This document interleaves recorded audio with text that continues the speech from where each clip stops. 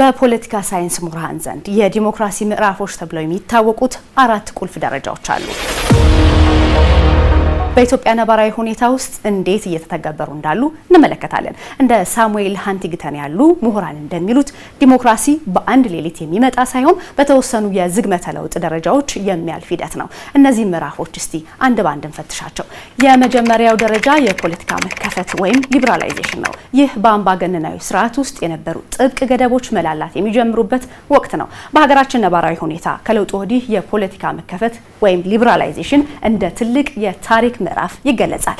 በፖለቲካ አመለካከታቸው የታሰሩ ግለሰቦች፣ ተቃዋሚዎች፣ መሪዎች ከእስር መፈታት የሊበራላይዜሽን ማሳያ ልንለው እንችላለን። የሚዲያ ነጻነትን መፍቀድና ተቃዋሚዎችን ከስደት እንዲመለሱ በርካታ ስራዎች መሰራቱ የሚዘነጋ አይደለም። ምን የህግ ማሻሻያ ተደረገ የሚለውን ደግሞ እንደ ማሳያ እንመልከት። መንግስት የቀደመውን አስገዳጅ ህጎችን በመቀየር ምህዳሩን ለማስፋት የተጠቀመባቸው የሲቪክ ማህበረሰብ ድርጅቶች አዋጅ 1113 ህዝባር 2011 ቀደም ሲል የነበረውንና የሲቪክ ማህበራት ከውጭ እርዳታ እንዲያገኙ የሚከለክለውን ጥብቅ ህግ የሻረ ሰነድ ነው። ይህ ሰነድ ለፖለቲካ ምህዳር መስፋት እንደ ትልቅ ማሳያ ይነሳል። እንዲሁም የመገናኛ ብዙሃን አዋጅ ቁጥር 1238 ህዝባር 13 ማሻሻያው በሚዲያ ነጻነት የተሰራ ቁልፍ ስራ ተደርጎ የሚወሰድ ነው። ሁለተኛው ምዕራፍ የዲሞክራሲ ሽግግር ነው።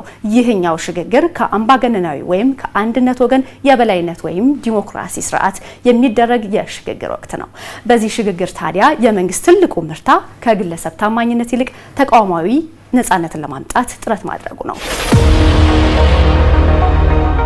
የኢትዮጵያ ብሔራዊ ምርጫ ቦርድ እና የኢትዮጵያ ሰብአዊ መብት ኮሚሽን ኢሰመኮን በገለልተኛ ግለሰቦች እንዲመሩ በማድረግ የሽግግሩን መሰረት ጥያለው ማለቱም እንዲሁ የሚዘነጋ አይደለም። የፓርቲው ውህደትን በሚመለከትን ኢህአዴግን ወደ ብልጽግና በመቀየር ቀደም ሲል አጋር ተብለው የተገለሉ የክልል ድርጅቶችን በማቀፍ አካታች ሽግግር ማድረጉም እንዲሁ ይገለጻል።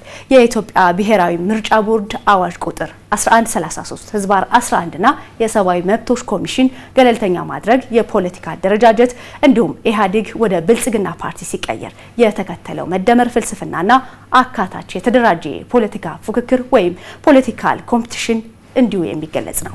ሌላኛውና ሶስተኛው ደግሞ ፉክክር ነው። ዲሞክራሲ የሀሳብ ልዕልና እንጂ የኃይል የበላይነት አይደለም። ባለፉት ጥቂት ዓመታት የታየው የምርጫ ሂደት ይህንን መርህ የሚፈትሽ ነበር። ምርጫ 2013 ገዢው ፓርቲ ከተወዳዳሪዎች ጋር የገጠመበትና የተቃዋሚ ፓርቲዎች ተሳትፎ የታየበት ሂደት ነው። የስልጣን ተጋሪነት ምርጫ ከተጠናቀቀ በኋላም ከተቃዋሚ ፓርቲዎች የተውጣጡ ግለሰቦች በካቢኔ ውስጥ በማካተት የተጀመረው የመተባበር ፖለቲካ ወይም ኮላቦሬቲቭ ፖለቲክስም የሚጠቀስ ነው።